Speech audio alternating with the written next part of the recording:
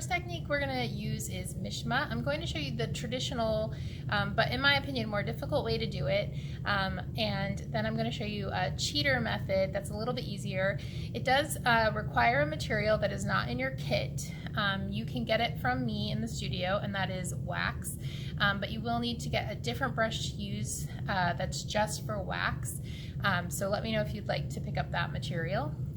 So yeah, let's get into it. There are lots of tools we can use from Mishima. The two main tools that are in our kits are going to be our little ribbon tool and our needle tool. So I'm going to use the corner of this to carve a design. And I want to carve on the deeper side.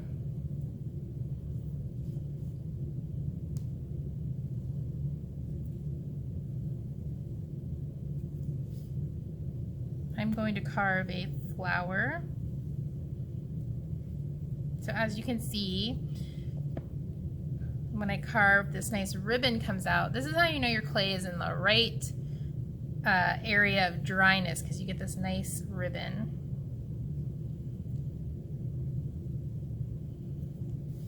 But as I have mentioned, the exact dryness that you like to do each technique at may differ person to person. And I'm going to use my needle tool to do a little bit of decoration, just so we can see how it looks once I do the Mishima. So I'm going to do some smaller, thinner lines. Okay. And again, we get those boogers.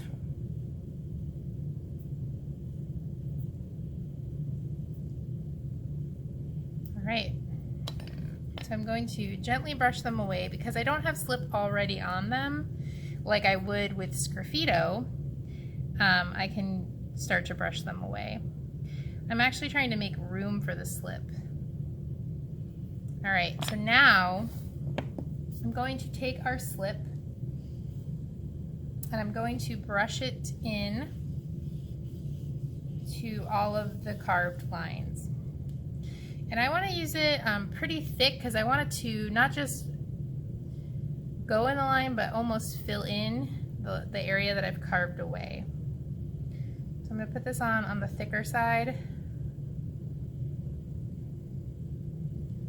And because this is leather hard, it is starting to absorb some of the moisture, but I am putting a good amount of slip on. So I'm going to let this set aside until I see that become leather hard as well.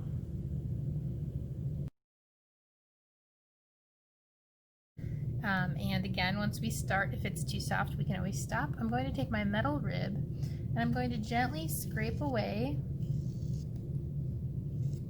everything that is outside the carving.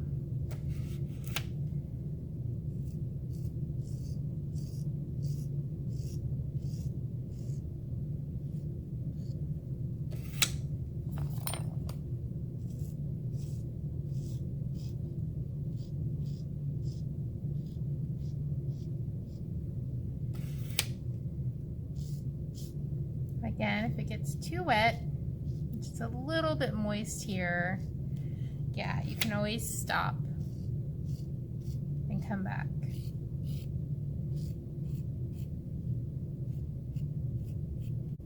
And in this technique, we're going to incise some lines. You can make any pattern or drawing that you want. A nice tool for this is your needle tool. There are also tiny loop tools. I didn't have enough to give everyone one in the kit, but if you're in the studio, let me know and I can lend you one while you're in the studio. Once we've incised our lines, we're going to go ahead and fill them in with a different color slip, a color that is different than the clay. And we want to make sure that we're getting it down into those incisions so it kind of fills them in. So we've removed one clay and now we're putting in a different color clay. Mishima is also called Inlay.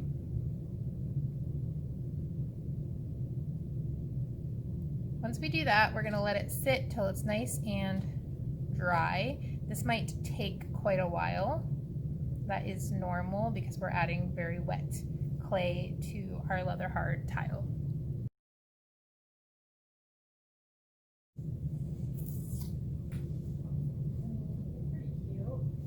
Because this is a little bit difficult, even when you've practiced quite a bit, we do something called cheater Mishima, which we use this material, which is called wax resist. And if you'd like a little bit of it, let me know. I can make you a cup of it. With cheater Mishima, I am going to cover my clay with a layer of wax. This is not in our kits, but if you'd like some, I can give you some during studio time. I already went ahead and put a colored slip on. That is because this lends itself well to layering, but you don't have to do that. This will make Mishima easier whether there's another color there or not. So I'm just putting a thin layer of resist wax, and I'm going to let it dry completely before doing anything else. Now that my wax is super dry, I'm going to go ahead and do my design, and I'm going to do another series of stripes.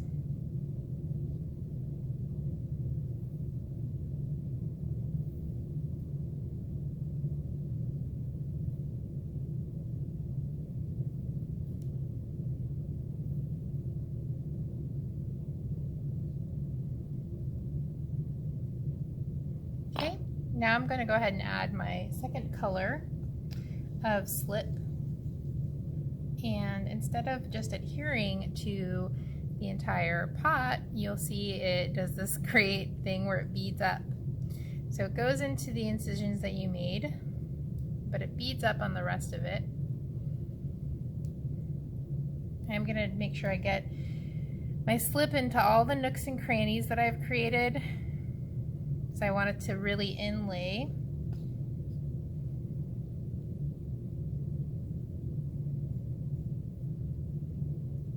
The cool thing about this is that this is like a cup, so this is like something you'll actually be working on. Now right now I can just gently pick up some of this. I don't want to rub with my sponge too much, but I can pick up some of the excess slip.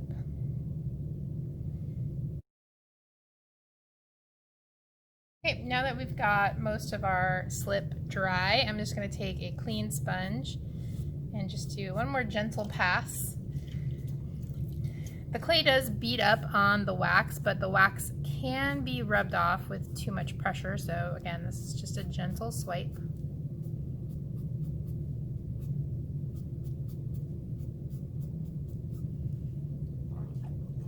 When we fire it, the wax will burn away. And then when we clear glaze it, the blue and the black will be more vibrant. Oh, see, I just rubbed a little bit away. That's okay. Just keep your pressure gentle.